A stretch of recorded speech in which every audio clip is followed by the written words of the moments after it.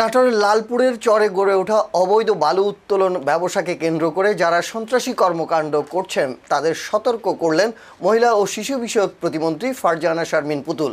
শনিবার 28 ফেব্রুয়ারি নাটোর সার্কিট হাউসে এক মত বিনিময় সভায় এই হুঁশিয়ারি দেন তিনি।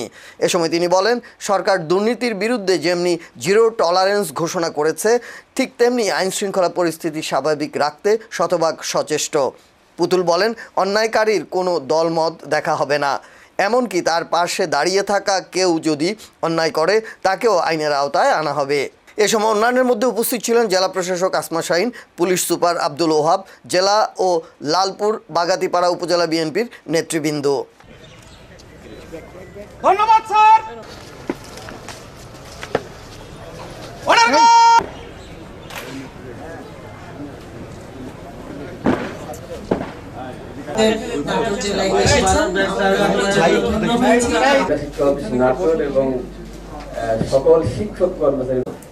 আমার বাবা মরহুম ফজলুর রহমান পটল, এখানে অনেকে হয়তো আপনারা তার সাথে কাজ করার সুযোগও হয়েছে।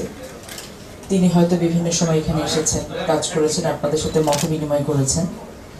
আজকে আল্লাহ তাআলার অশেষ রহমতে, আল্লাহ তাআলার কৃপায় আপনাদের সাথে মত বিনিময় করার সৌভাগ্য আমার হচ্ছে। আমি আন্তরিকভাবে ধন্যবাদ এবং কৃতজ্ঞতা জানাতে চাই সৃষ্টিকর্তার কাছে। আমাদের মাননীয় ডিসি মহোদয় উনি খুব চমৎকার করে বলেছেন যে আমরা অত্যন্ত কঠিন একটি সময় পার হয়ে কিন্তু আজকে এখানে দাঁড়িয়ে আছি। আমাদের একটি নির্বাচন যেটি বহু প্রত্যাশিত ছিল, আকাঙ্ক্ষিত ছিল এবং খুব চ্যালেঞ্জিং ছিল।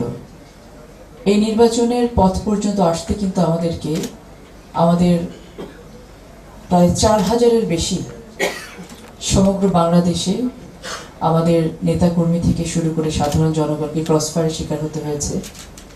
700 মতো মানুষকে গুম হতে হয়েছে।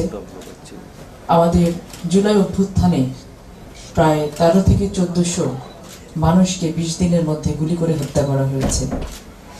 আজকে এই নির্বাচন পর্যন্ত পৌঁছাতে, গণতন্ত্রের পথে আসতে আমাদেরকে যে অক্লান্ত পরিশ্রম করতে হয়েছে, যে ত্যাগ, যত রক্ত ঝরাতে হয়েছে, আমি আজকের এই দিনটি তাদের প্রত্যেকের উদ্দেশ্যে আমি উৎসর্গ করতে চাই এবং আমি আজকে ওয়াদাবদ্ধ হতে চাই যে যত রক্ত, যত ত্যাগ, যত কষ্ট, শ্রম, যার বিনিময়ে আজকের এই দিনটি আমরা পেয়েছি, আমরা যেন প্রত্যেকে এই দিনটির মর্যাদা রাখতে পারি এবং সামনের দিনগুলোতে আমাদের পেছনের দিনের কথাগুলো মনে রেখে যেন সামনে আমরা এগোতে পারি। রাষ্ট্রীয় দায়িত্বের জায়গা থেকে আমার সর্বোচ্চটুকু দিয়ে আমি চেষ্টা করব একটি কারাপশন মুক্ত, চাঁদাবাজি মুক্ত, মাদক মুক্ত নাটোর গড়তে, যেখানে তরুণদের জন্য কর্মসংস্থান হবে, যুবকদের জন্য কর্মসংস্থান হবে, নারীদের জন্য আলাদা কর্মসংস্থান হবে এবং নারীদেরকে অর্থনৈতিকভাবে স্বাবলম্বী করে এই উত্তরাঞ্চলের যে কৃষি প্রধান যে জায়গাটা আছে, প্রত্যেকটা জায়গাকে অ্যাড্রেস করে কৃষকদের উন্নয়ন সাধন করে পুরো বাংলাদেশ ইকোনমিতে আমরা একটি অত্যন্ত গুরুত্বপূর্ণ ভূমিকা রাখতে চাই।